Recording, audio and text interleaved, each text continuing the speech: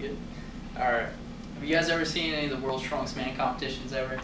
I know I flipped them on randomly at like 2 a.m. like this past year, so it was one of the first times, but it's ridiculous how interesting and just how much weight that these guys lift. I mean, you can just see from some of these slides, I mean, this guy's lifting up an SUV here. I mean, that's pretty unheard of. And just some of the competitions that they have, I've seen people pulling airplanes, pulling 18-wheelers. My personal favorite's right over here. It's the keg toss, and I've tried doing it before. It's very hard. No, really, I literally have. But this is, I assume that's just about 2 stories tall. But the competitors themselves, they're huge. They're massive people. Most of them weigh over 400 pounds. But the thing is, weight training itself, it's only part of what they do. The other half actually is deeply involved in eating. If just thinking about what these guys have to eat in order to maintain that muscle, in order to grow that muscle, it's a lot, way more than we actually have to do. As somebody that's very passionate about fitness, exercise, strength conditioning, as well as the fact that I love cooking and eating, watch Food Network constantly, I wanted to talk to you guys tonight about the 3 macronutrients that are the staple of a diet. And those 3 are the proteins, carbohydrates, and fats. We'll go on to the next here. We have a couple pictures, some delicious foods. Again, got these from Food Network. I spend a lot of time even on that website for recipes. So here we go. According to the U.S. Department of Health and Human Services, the dietary guidelines for Americans, the average active adult, 18 years and older, should consume in between 2,000 and 3,000 calories per day. This translates, we'll go into the carbs, proteins, and fats.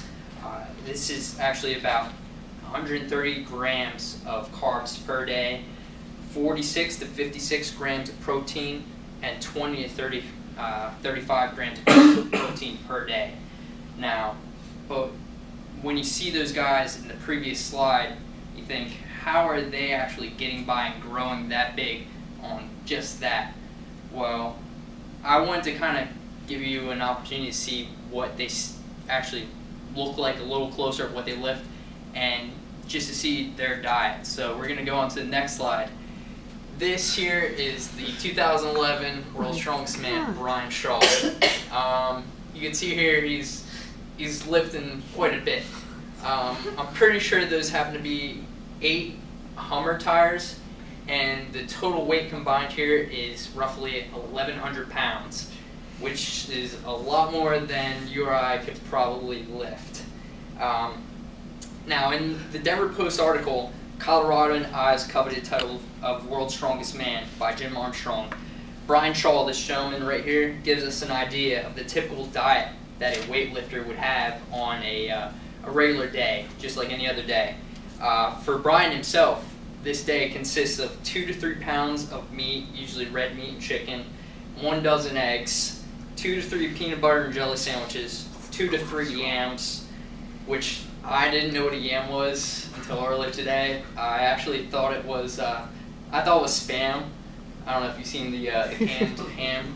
I confused it, but also 1 pound of whole wheat pasta and or rice, 5 protein shakes, and a gallon of milk. And I was able to find this information by using self-nutrition data. If you go on to selfnutritiondata.self.com, it basically gives you all their information on nutritional values. Pretty much whatever you read on the back packaging for food is that nutritional value. Well, I was able to calculate Brian's calorie intake and kind of divide it up into protein, carbs, and fats, and I'd like to show you guys that now. This is compared to the average American. It's pretty astounding just what this guy eats. Again, these are approximate values, but I try to get it as close as you can see. 656, that's basically what an average person eats in a week as far as protein goes. Same with everything else. So as you can see, these three macronutrients are vital to this guy's diet. So I kind of want to go into like why these are actually vital to his diet and gaining weight and gaining mass and muscle. We're going to first start off with protein.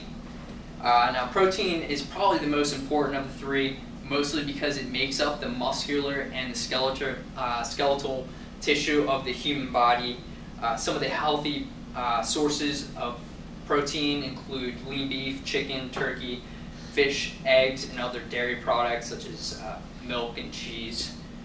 Protein is made up of roughly 20 amino acids, and 9 of those amino acids are considered essential amino acids, meaning that our body won't produce them.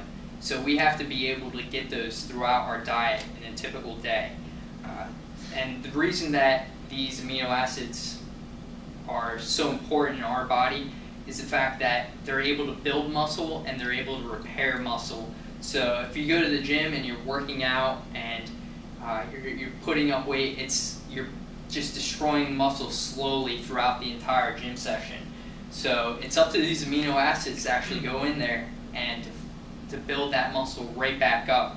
So when you're going and you're leaving the gym, or say if you're seeing somebody running, there's a lot of people that drink protein shakes afterwards. And the reason for this is that the protein contains these amino acids, and you want to get these delivered to the body as soon as possible so they can start rebuilding the muscle that you lost during that workout session.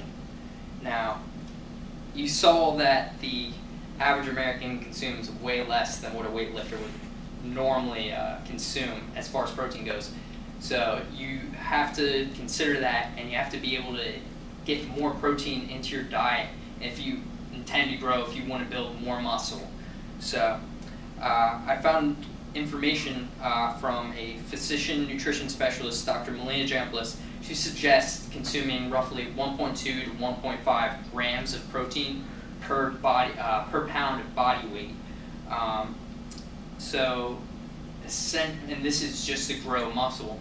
So I'm roughly 160 pounds, so this equates, I have to eat right around 240 grams of protein if I want to actually grow, if I want to build muscle.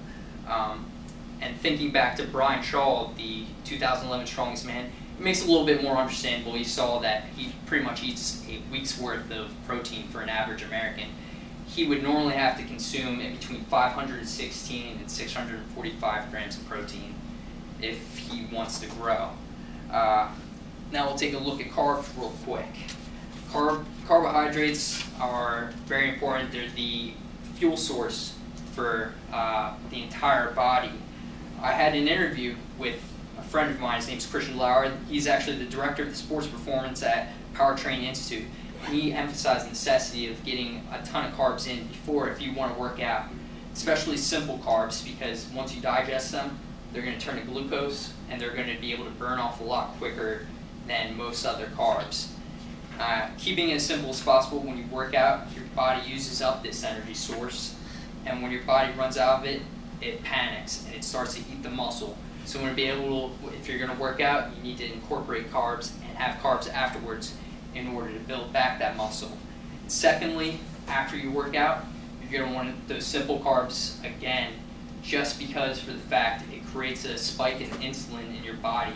So getting protein in your body that your body will manufacture is key to growing the muscle back. And finally, we have fats. Fats, a lot of people just don't eat because they're afraid of the cholesterol that comes along with it. Fats you can get from fish, you can get from nuts, olive oil, avocados. They're comprised of 3 different fatty acids. You have your saturated fats, your polyunsaturated fats, and you have your monounsaturated fats. Saturated fats you see all the time with milk, with any dairy products. They always say reduced pH of 1%, 2% milk. These are important because they actually will help develop your testosterone levels, which are important for growth. Once the body ingests the milk, it goes down, it becomes cholesterol, and it's a catalyst in the production of testosterone, which is a human growth hormone, so it will help you develop more muscle. Then you have your polyunsaturated fats, which are from corn, soybeans, These fats can actually help improve your cardiovascular health. It's basically just for the fact that they will reduce the cholesterol, but you want to be able to balance those with saturated fats because the cholesterol will lower down, but you don't want it too low to where it depletes testosterone levels. And then you have monounsaturated fats. These actually will reduce the unhealthy cholesterol, such as LDL, without reducing the healthy cholesterol, HDL. So for these, you want to probably get about 10 to 25% of your calorie intake from fats. There isn't a set decision on what to take, but as I was perusing online, just taking a look at different articles, this is probably the right amount to be taking. So we go to the end here. We have Arnold. He's probably figured the best figure to look at for health while in his prime. I mean, now today, I would probably ignore him. He's pretty flabby, but this is a good picture. And the old saying, you are what you eat, is very true. If you take a second to evaluate your diet and incorporate more of these three macronutrients, such as protein, carbohydrates, and fats, you'll be putting yourself in a much better position to grow muscle and improve your overall health and fitness.